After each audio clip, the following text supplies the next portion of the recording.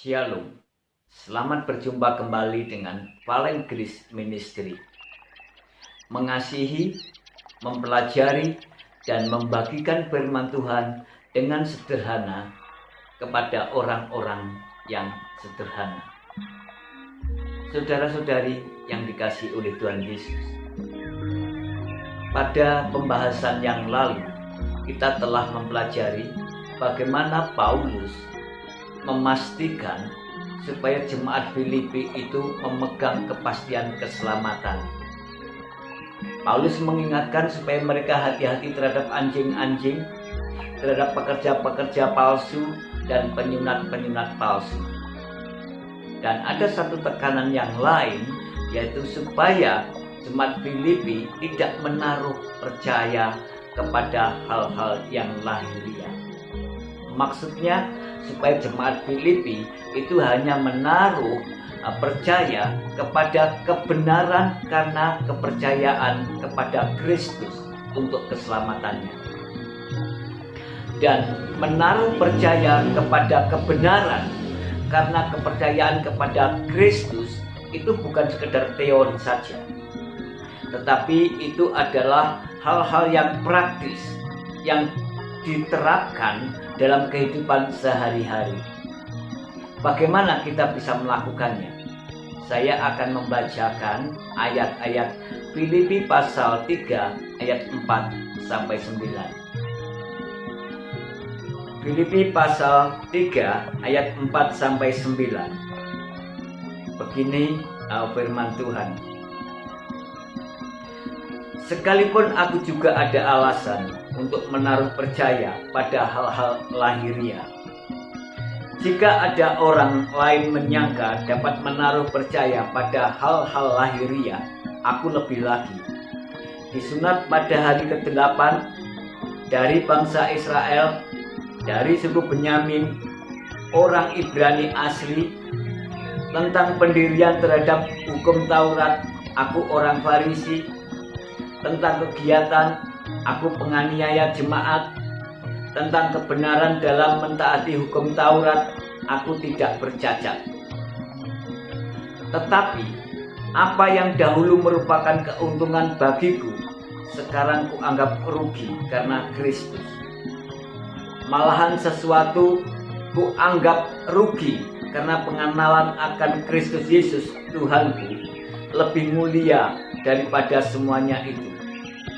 Oleh karena dialah aku telah melepaskan semuanya itu dan menganggapnya sampah, supaya aku memperoleh Kristus dan berada dalam Dia, bukan karena kebenaranku sendiri karena mentaati hukum Taurat, melainkan dengan kebenaran karena kepercayaan kepada Kristus, yaitu kebenaran yang Allah anugerahkan berdasarkan kepercayaan. Saudara-saudari yang dikasihi oleh Tuhan Yesus, dari ayat-ayat yang baru saja kita dengarkan bersama, kita bisa melihat bagaimana Paulus itu mendorong jemaat supaya hanya menaruh percaya kepada hal yang prinsip, bukan menaruh percaya pada hal-hal lahiriah. Apa yang menjadi prinsip untuk memiliki kepastian keselamatan? Paulus mengatakan di sini, yaitu supaya jemaat Filipi menaruh percaya kepada kebenaran karena kepercayaan kepada Kristus. Menaruh percaya pada kebenaran karena kepercayaan kepada Kristus itu bukan sekedar teori saja, tetapi itu adalah sesuatu yang perlu dipraktekkan dalam kehidupan sehari-hari. Bagaimana kita bisa mempraktekannya?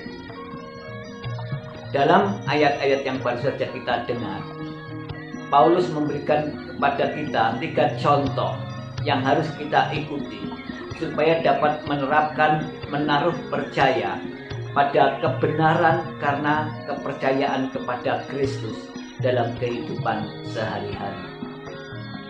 Contoh yang pertama ialah menganggap rugi apa yang menjadi keuntungan lahiriah. Dalam ayat yang keempat tadi, Paulus mengungkapkan kalau ada orang lain bisa menaruh percaya kepada hal-hal lahiriah, lebih-lebih dia disunat pada hari yang ke-8, dia orang dari Israel, dari suku Ibrani. Apa artinya? Kalau ada orang, biasanya yang dibanggakan oleh orang itu adalah keturunannya.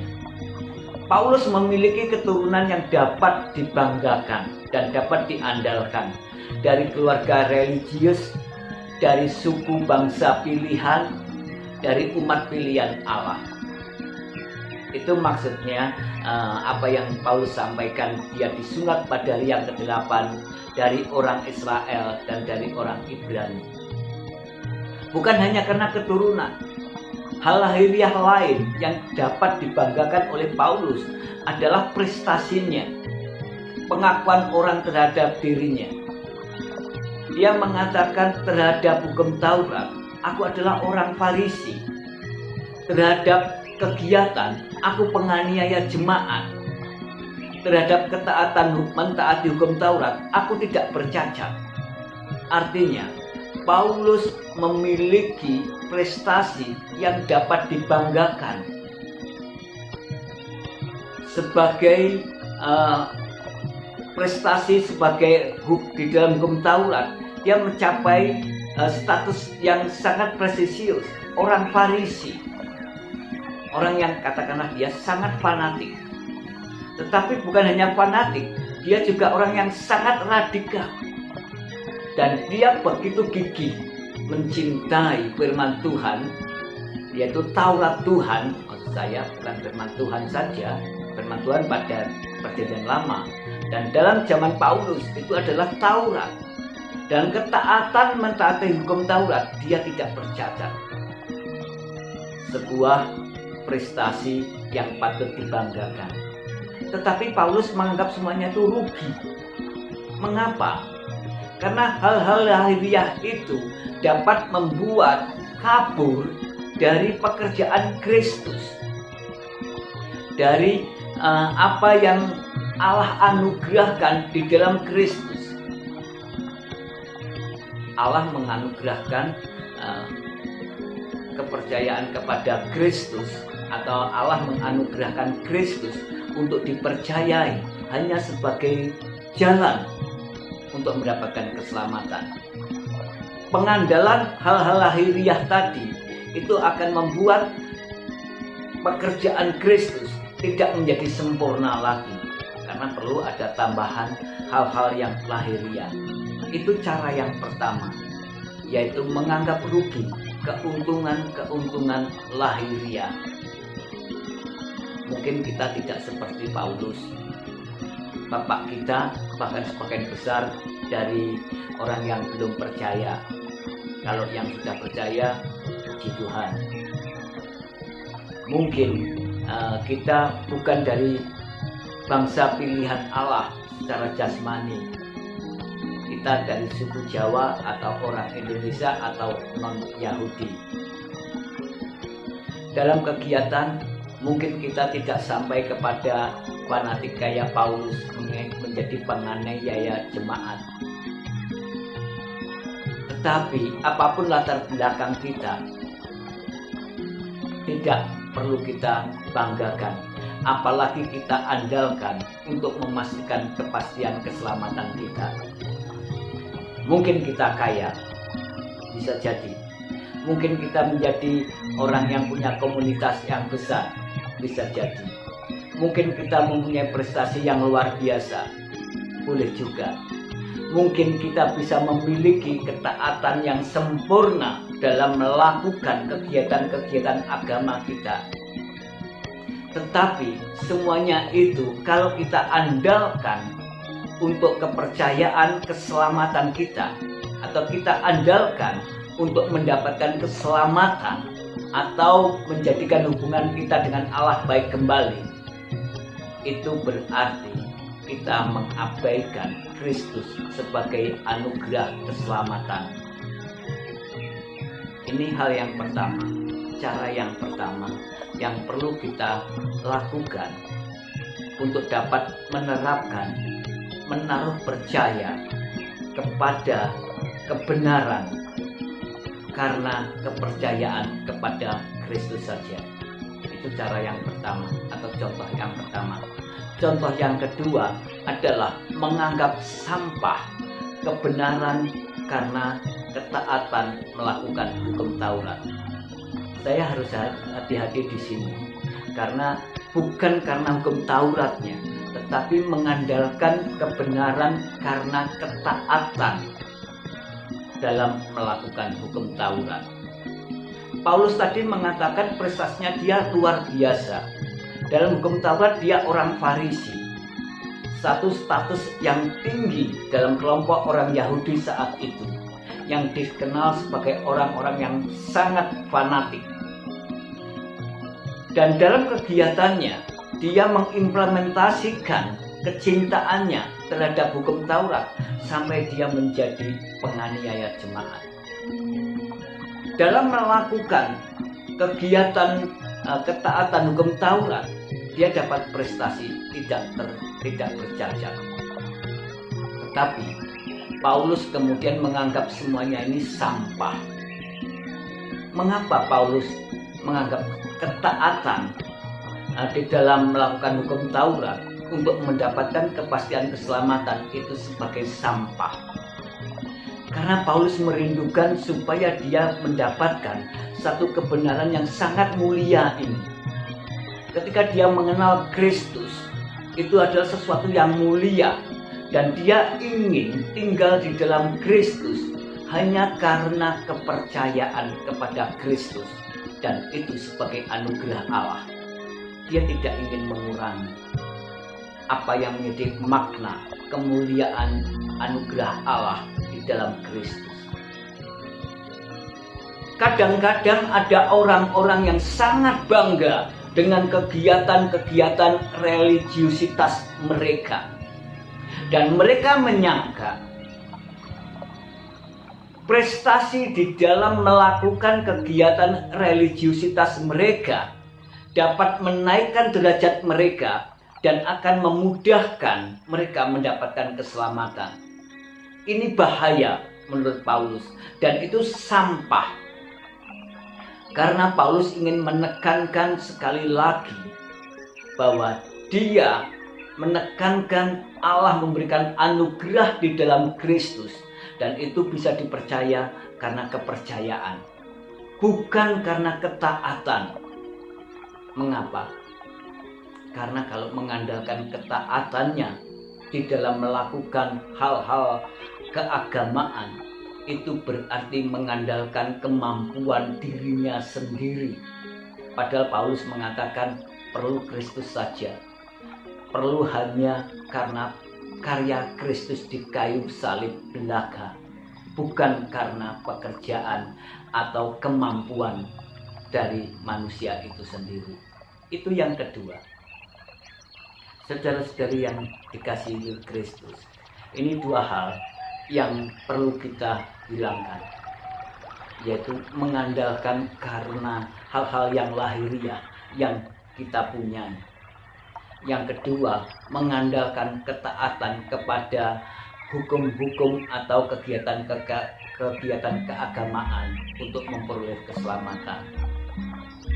Dan contoh yang ketiga, supaya kita dapat menaruh percaya kepada kebenaran karena kepercayaan kepada Kristus dalam kehidupan sehari-hari adalah menganggap mulia anugerah Allah. Tadi di dalam ayat yang ke-8, Paulus mengatakan bahwa dia ingin tinggal di dalam Kristus, dan itu bukan karena kemampuan dia melakukan kegiatan keagamaan atau melakukan karena ketaatan terhadap hukum Taurat. Dia ingin tinggal di dalam Kristus hanya karena anugerah Allah. Dia ingin tinggal di dalam Kristus karena kepercayaannya kepada Kristus. Ini menjadi roh reformasi. roh reformasi ada 5 pilar, yaitu sola scriptura, sola gratia, sola fide, solus Christus, dan soli Deo. Maksudnya, dalam sekarang saya ubah dari urutannya. Sola gratia. Paulus mau menekankan bahwa kepercayaan atau kepastian keselamatan orang percaya itu karena anugerah Allah. Sola gratia. Dan untuk mendapatkan anugerah kepastian keselamatan di dalam Kristus itu hanya karena iman, karena kepercayaan saja. Itu sola fide. Tidak ada cara yang lain yang perlu ditambahkan, bukan hal-hal yang lahiriah yang ditambahkan, bukan prestasi-prestasi keagamaan, tetapi hanya berdasarkan kepada karya Kristus belaka. Itu solus Christus.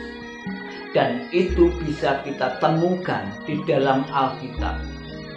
Hanya berdasarkan kesaksian Alkitab saja kita menaruh kepercayaan ini. Itu sola scriptura.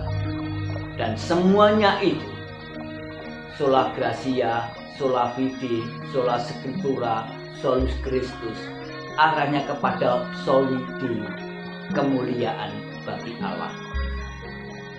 Saudara-saudari yang dikasihi oleh Tuhan Yesus, menganggap mulia kebenaran karena kepercayaan kepada Kristus sebagai anugerah Allah itu merupakan jantung kepercayaan Kristen.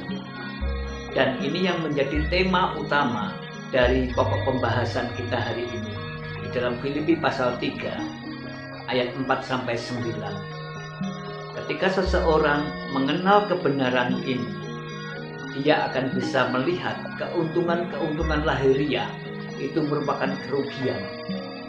Dan usaha untuk mentaati hukum Taurat supaya dapat diselamatkan adalah usaha yang sia-sia atau sampah. Tetapi hanya bergantung kepada anugerah Allah di dalam karya Kristus. Itu suatu pengenalan dan kepercayaan yang sangat mulia. Mari sekarang kita berdoa.